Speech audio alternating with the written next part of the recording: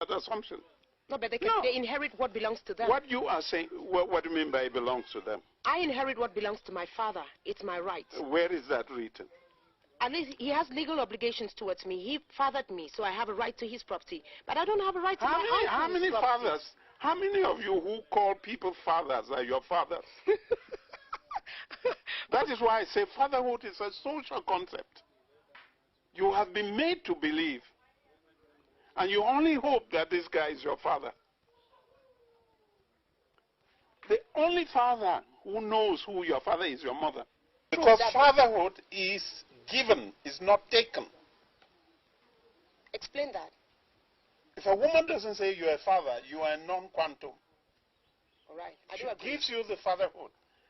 And therefore, to assert that paternity, that is why you pay bright wealth. And some people are saying, despite given our human nature and the possibility that a woman can father children from different people either.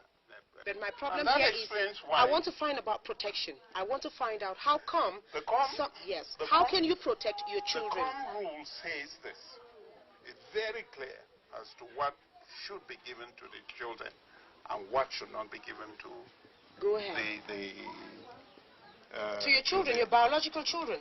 It stipulates that the father has the right and duty to transfer landed property to his children.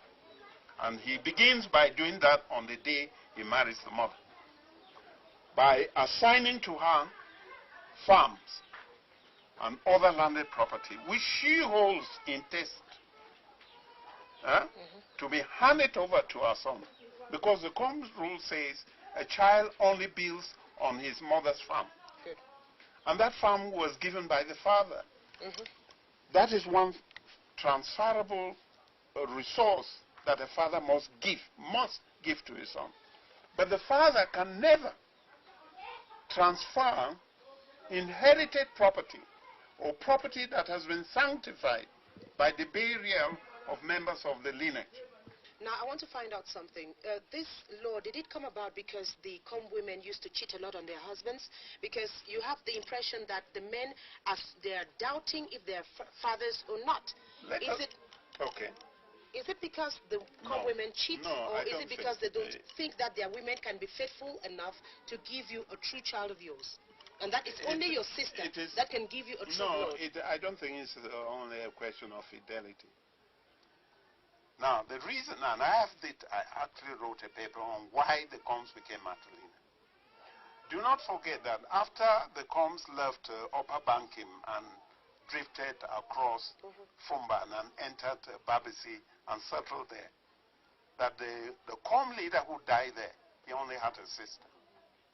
And it is that sister, Nandong, who led them through the difficult terrain and the great difficulties of that time to a point.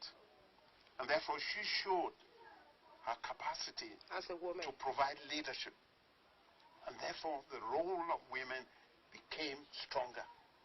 And that, talking about COM women and the important role, you told me that there are certain things that a man cannot do to a COM woman. Exactly. According to the COM rule, a man is forbidden in beating his wife, and especially if she is a nursing mother and she is pregnant. Because if you happen to beat your wife, the whole village has the right to throw you out of that village, desecrate your compound, and bring you to your knees. Because life, without a woman, there is no life. There's no life. And therefore, for you to treat a woman, the source of life, and especially when she is about to produce life, and she is protecting life, is a criminal offense which can be punishable by an action that can completely destabilize socially and psychologically.